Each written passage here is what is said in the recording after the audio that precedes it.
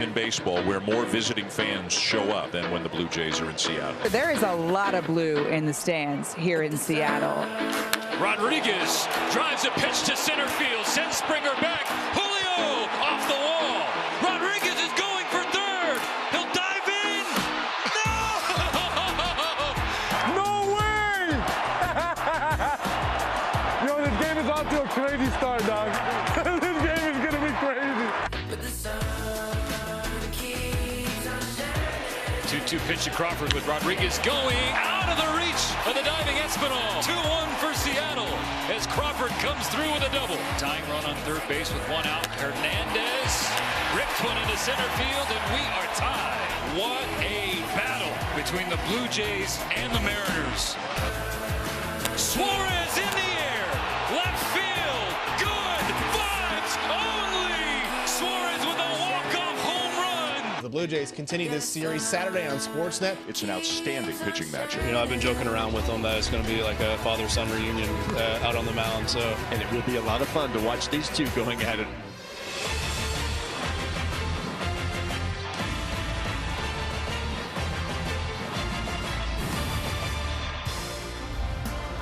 Those who've come from across the border might be finding themselves sleepless in Seattle, given that the Blue Jays have yet to win a game in this series. An extra inning affair last night went in favor of the Mariners. Santiago Espinal and his mates hoping for a bounce back tonight. They've won but once on this road trip so far, and would certainly like to delight the crew that have made their way to T-Mobile Park in Seattle for the third of this four-game series. And we are so glad that you've joined us here on Blue Jays Central. I'm Jamie Campbell with Ricky Romero and Arden Zwelling. The losses, as you now know, are starting to pile up. It ended in extras last night as the Blue Jays lost again.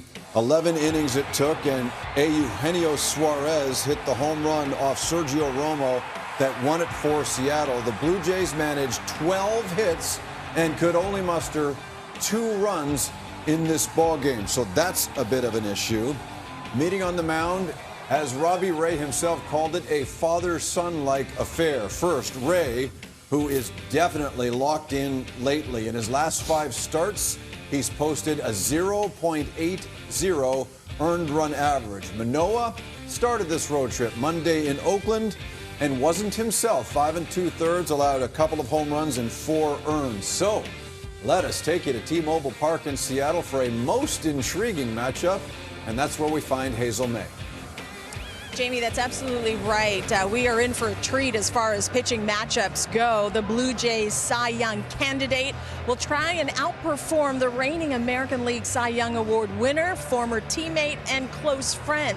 When Alek Manoah first heard that he would be pitching against the Mariners' Robbie Ray, there were no text messages back and forth or phone calls. Manoah told me he waited to see Ray in person to deliver some good-natured ribbing. He said, "Look, you, me, Saturday, big guy," Manoah said. "Look out," to which Ray replied, "Yeah, just don't dig up the mound." Now, Manoah, as you hear the crowd very excited to see Alek Manoah on the mound here, Manoah has made no secret that Ray has had a real big influence on his career. He said one of the biggest things the veteran left-hander has instilled in him, that bulldog mentality. As for Ray, he said he is not at all surprised that the young hurler he views as, quote, family is blossoming into a complete pitcher and one of the most dominating arms in all of baseball. he's always had great stuff, and he showed it last year. I mean, he has the poise on the mound. He's a total package, and it's really fun to watch him pitch, and I love seeing him have success. And you know, I've been joking around with him that it's going to be like a father-son reunion out on the mound. So we'll see how it goes.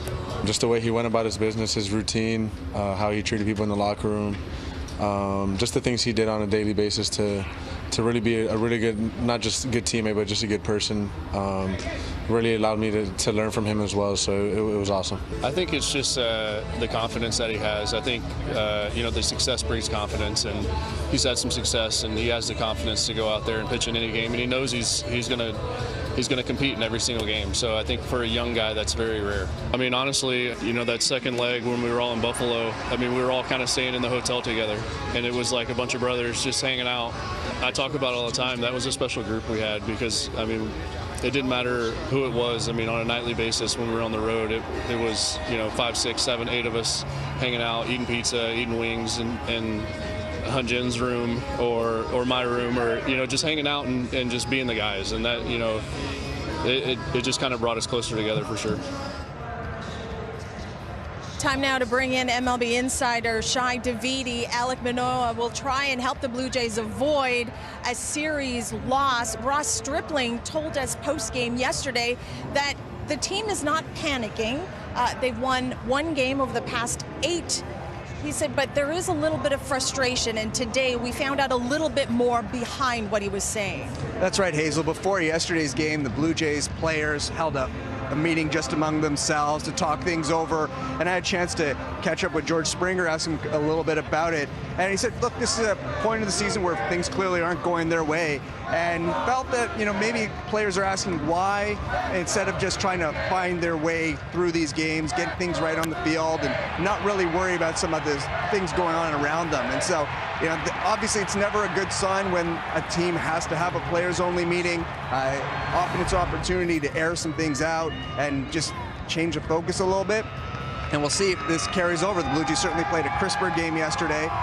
They didn't get the victory, and we'll see if it changes their fortunes today. And this was not the first closed-door players-only meeting. You and I heard about it one early May. I think you and I spoke to George Springer back then. In an ideal world, Shi, what can that achieve? Well, I think it's just changing the air, changing the vibe around the club. And look, it's been a trying week for the Blue Jays in a number of different ways. Then you factor in the point of the schedule that they're in. It's 41 games, 40 days. They've gone through the doubleheader loss to the Tampa Bay Rays. They found out about the tragedy of Mark Budzinski's family. They have traveled to the West Coast. They have some frustrating games against the Athletics. Sometimes these things can snowball a little bit. And so, you know, this is trying to nip things in the bud a little bit. You know, the All-Star break is just around the corner. The Blue Jays have 8 games between now and then. The Blue Jays certainly want to go into that break with some better feelings.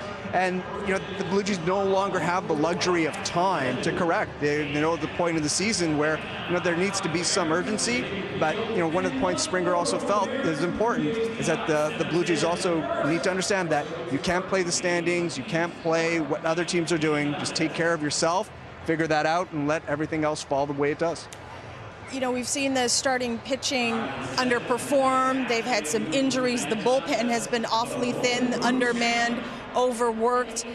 We saw former Blue Jay Ryan Borucki out here on the mound, and he was pitching like a reliever the Blue Jays could certainly use right now. What has been the biggest difference in Mr. Borucki since the last time we saw him? It was really interesting, the conversation we had with him, Hazel, and he said basically he really needed to change of scenery. It's not, he's made a couple slight adjustments, no dramatic tweaks, nothing like that, but sometimes he felt that the change of scenery was vital for him because, you know, he felt that the relationship with the Blue Jays, you know, obviously he was trying to get there but had lots of stops and starts. They were trying to help him get over the hump. It wasn't happening for both sides.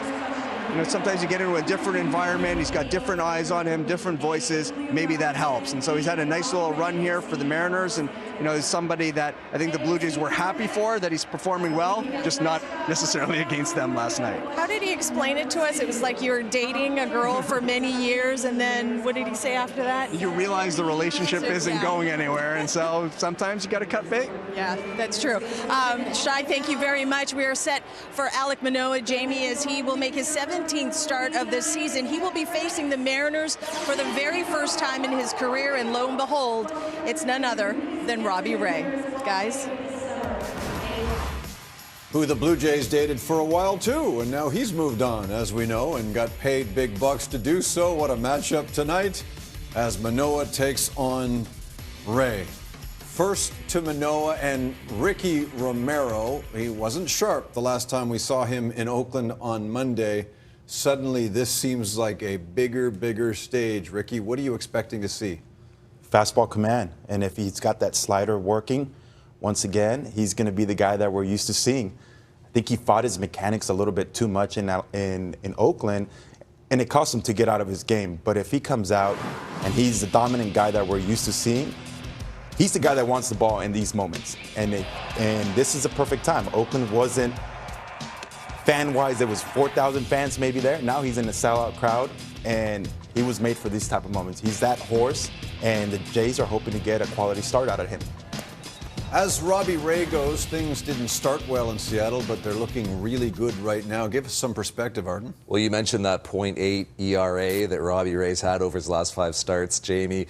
Going through his first 12 starts of the season, that ERA was near 5. So something changed for Robbie Ray, and what is that change? He added a sinker, a third pitch. Blue Jays fans are going to remember him as a purely fastball slider guy, but he's now a fastball slider sinker guy, and look at these numbers. Look at what adding that pitch has done for him. It's obviously shaved quite a few runs off of the ERA, but look at the ground ball percentage. We're about to see that in some of the highlights we're going to see here. It's gone way up, and hitters are making far less good contact against Robbie Ray, and I think it's because they're no longer just hunting that 4-seamer. We're going to see him sneaking these 2-seamers under bats here. It's a pitch that moves about 6 inches more vertically than his 4-seamer. It really darts under bats, and it rides. It runs arm side. So when you think about Robbie Ray's fastball, it's pretty straight. His slider, it moves to the right. This sinker moves a little bit to the left, so it gives hitters something else to think about. Look at these ground balls that he's getting on them. This is what's been so useful for Robbie Ray. It's not a strikeout pitch. It's not a swing and miss pitch. It's a get a ground ball pitch, and that's keeping his pitch counts down. It's allowing him to be more efficient. We're going to see him use it here against the Blue Jays tonight, Jamie.